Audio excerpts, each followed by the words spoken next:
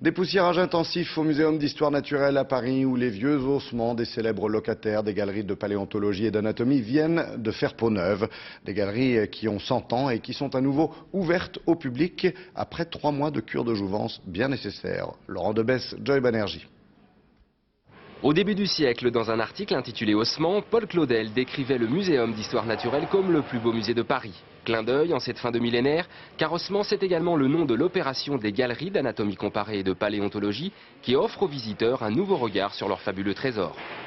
Ces bâtiments étaient vétustes, on était encore en 110 volts.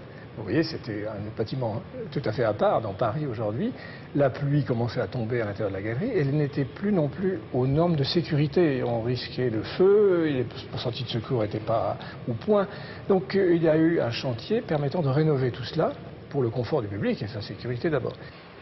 Nouvel éclairage, nouveau système d'air pulsé et réparation de la verrière. Mais ce sont les vitrines qui profitent des plus importantes transformations. Une évolution qui se fait en harmonie avec le bâtiment centenaire.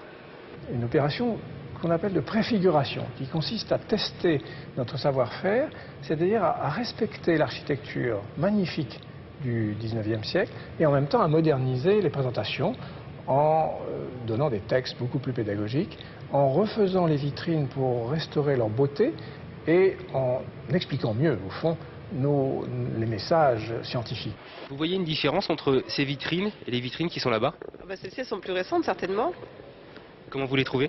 Elles sont très belles, oui, elles sont bien présentées. C'est intéressant, justement, de voir les mouvements et tout ça, oui.